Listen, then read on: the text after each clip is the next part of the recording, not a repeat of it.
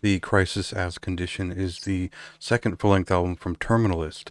This is a Danish thrash metal band, and one that you could relate to certain elements of death metal, black metal influences, as well as progressive metal influences, but ultimately their rhythms land as thrash metal that is both modern but classic in its touch and its affect and the way that it reads as a full album, especially on the second album. The first album definitely danced around with a lot more progressive elements. It did feel like a lot of their work feels like it's been the product of influence from bands like Vector and kind of the post millennium technical and progressive thrash metal movement, and a very limited number of quality bands.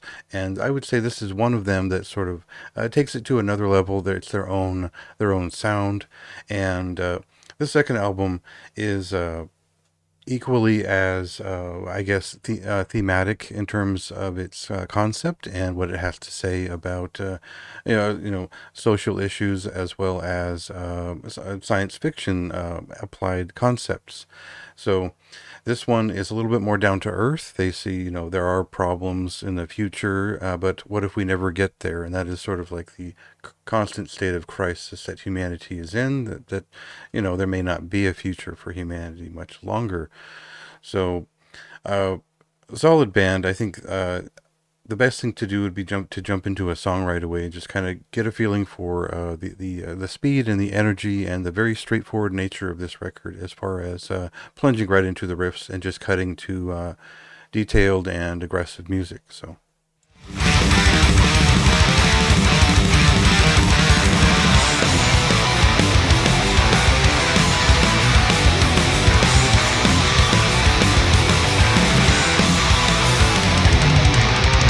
consistency has been key for this band. I think it's really important that they've uh, brought a lot of parity of experience. If you enjoyed their first record, but you felt like it could have, maybe the production could have improved slightly. Well, it has here.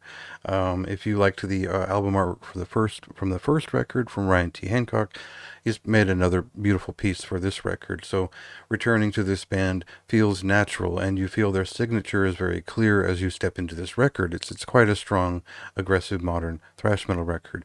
Now, a lot of the things that they do might feel familiar if you were especially a fan of like Vector about 2016, but this is very different in that it snaps right to the point a little bit quicker. It does have an actual blackened affect to it, and there's a lot of moments on this record where I feel like it's that the promise of when like Persecution Mania starts and you hit that first song, Nuclear Winter, and then the rest of the album didn't live up to it.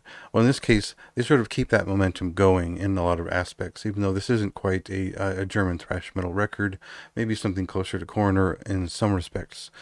Um, Otherwise, I'm not sure that there's much to really say about this record other than there are elements again of the German thrash metal in there that I enjoy quite a bit, and they don't really lean in any one direction. I think the big point is that they've been more straightforward with this record. There are a couple of longer pieces, especially the ending of the album, which really makes that point that they can do a lot of different things.